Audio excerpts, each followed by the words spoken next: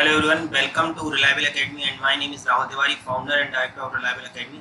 आज का जो हमारा टॉपिक है वो पिछले वीडियो से मैंने लिया हुआ है। पिछले वीडियो में मैंने आपको पृथ्वी की भूगर्भिक स्थिति के बारे में बताया था। तो पृथ्वी की भूगर्भिक स्थिति में हमने आपको बताया था पृथ्वी का भूगर्भिक इतिहास।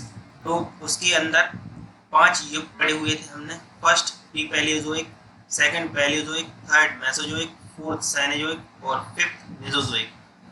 प्री पैलियोजोइक युग जो है वह 600 मिलियन वर्ष के पहले यह युग रहा है। इसमें दो आते हैं, आर्कियन और कार्बोनियन।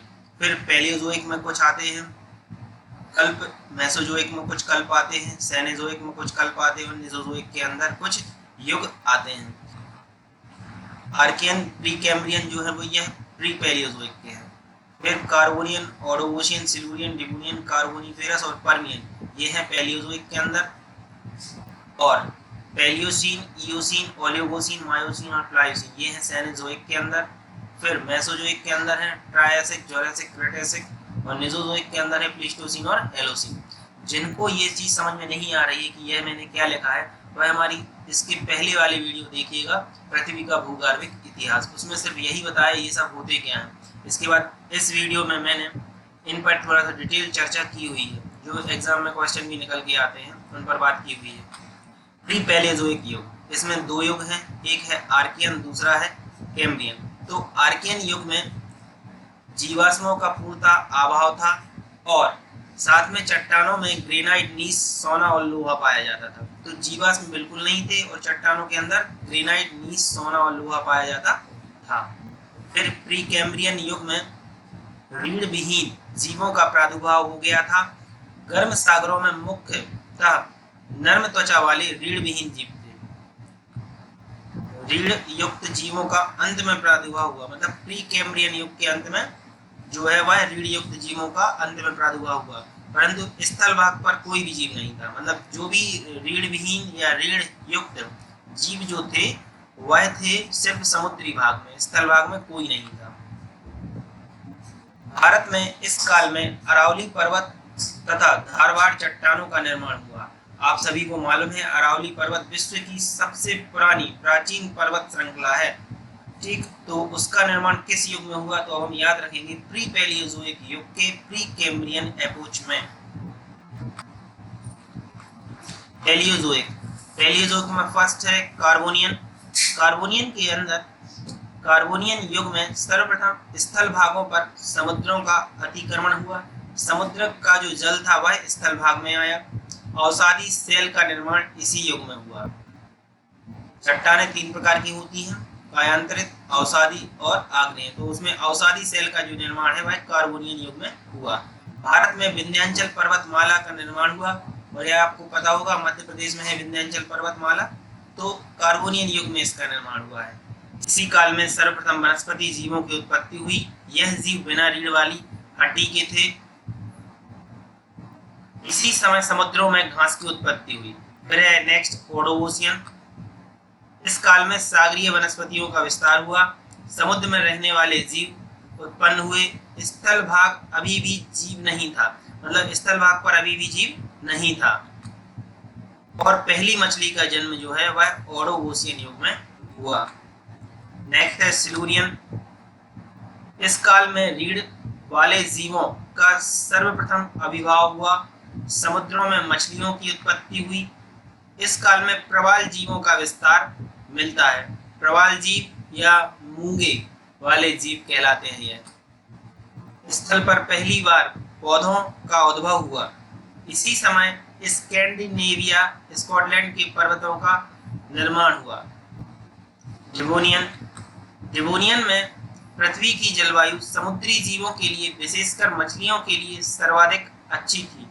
इस समय शार्क मछली उत्पन्न हुई। इसे मत्स्य काल भी कहा जाता है। ये इंपॉर्टेंट क्वेश्चन है। क्वेश्चन आ जाए मत्स्य काल किस युग को कहा गया, तो आंसर रहेगा डिवोनियन। लेकिन संसार की पहली मछली तो ओडोवोशियन। इस काल में उभयचर जीवों की उत्पत्ति हुई। उभयचर जो जल में और थल दोनों में रह सके। फर्न वनस्पतियों की भी उत्पत्ति हुई। फन मतलब सांप के फन जैसी होती है ये वनस्पतियां। पौधों की ऊंचाई 40 फीट तक पहुंच गई। ज्वालामुखी क्रिया में भी सक्रिय हुई। नेक्स्ट है कार्बोनिफेरस। इस युग के अंदर उभयचर का बहुत ज्यादा विकास हुआ। रेंगने वाले जीव भी स्थल पर उत्पन्न हुए। इस काल में बड़े वृक्ष हुए, इसलिए इसे बड़े वृक्षों का काल कहा जाता है। कार्बोनिफेरस को बड़े वृक्षों का काल कहा गया। भ्रंश में पेड़ों के दब जाने से गोंडवाना क्रम की चट्टानों का निर्माण हुआ। भ्रंशन हुआ, भ्रंश मतलब कि दरार, और उस भ्रंश में पेड़ों के दब जाने से गोंडवाना क्रम की चट्टानों का निर्माण हुआ, जिससे हमें कोयला प्राप्त होता है। इसी काल में 100 फीट ऊंचे पेड़ उत्पन्न हुए। नेक्स्ट है पर्मियन। पर्मियन में रेंगने वाले जीवों की अधिकता हुई। इस युग को हर्सेनियन पर्वतीकरण का काल कहा जाता है। अभी मैं नेक्स्ट आपको पेंजिया और पैंथलासा समुद्र के बारे में बताऊंगा, तब ये हर्सेनियन भी बताऊंगा कि यह क्या होता है। भ्रंशन के कारण झीलों के बाष्पीकरण से पृथ्वी पर पोटास भंडारों का निर्माण हुआ। Next Mesozoic. मेसोजोइक के अंदर 3 थे, त्रियासिक, जुरासिक और क्रिटेशिक या क्रिटेशियस, तो इन पर हम बात करेंगे। इस काल में बड़े बड़े रहने वाले जीवों का विकास हुआ, इसलिए इसे रेंगने वाले जीवों का काल भी कहा गया है। आर्कियोप्टेरिक्स की उत्पत्ति का काल कहा जाता है, और यह जल और मतलब आकाश और स्थल दोनों में चल सकते थे। केकड़ा समूह का उद्भव हुआ। मेढक एवं समुद्री कछुए उत्पन्न हुए। फिर जुरासिक डायनासोर की उत्पत्ति हुई इस काल में।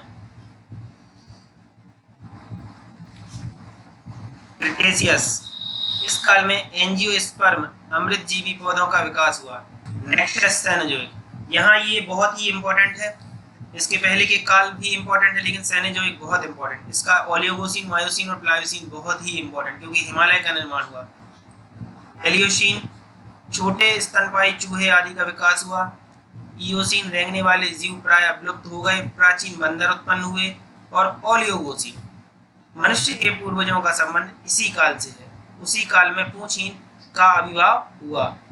बृहत हिमालय की उत्पत्ति हुई। ये एग्जाम में क्वेश्चन पूछा गया है। बृहत हिमालय का निर्माण किस युग में हुआ? तो ओलियोगोसीन युग में हुआ। मायोसीन में जो है वह लघु या मध्य हिमालय का विकास हुआ, और प्लायोसीन युग में शिवालिक पर्वत श्रेणी का निर्माण हुआ, और टेथिस महासागर घटना घटी। टेथिस घटना नेक्स्ट वीडियो में बताऊंगा आपको। मेसोजोइक, प्लीस्टोसीन, यूरोप में 4 हिमयुग दिखे, गुंजमंडल, ऋष और बुर्म। आदि मानव का काल इसी युग में आया है। हेलोशीन, इस युग में हिम की समाप्ति हो गई, विश्व की वर्तमान दशा प्राप्त हुई, जो अभी भी जारी है। सागरीय जीव वर्तमान अवस्था को प्राप्त हुए, और स्थल पर मनुष्यों के कृषि कार्य एवं पशुपालन प्रारंभ कर दिया गया। देखिए, इस पूरे सब्जेक्ट और इस पूरे टॉपिक से 2 से 3 क्वेश्चन अभी तक पूछे गए हैं। पहला क्वेश्चन पूछा गया है, यूरोप में 4 हिमयुग कब दिखे, किस युग में? तो आंसर रहेगा प्लीस्टोसीन युग।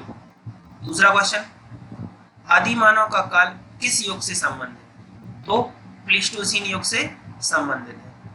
फिर सेनेजोइक के अंदर ओलिगोसीन, मायोसीन और प्लायोसीन, इन तीनों युगों में या तीनों कल्पों में हिमालय का निर्माण हुआ।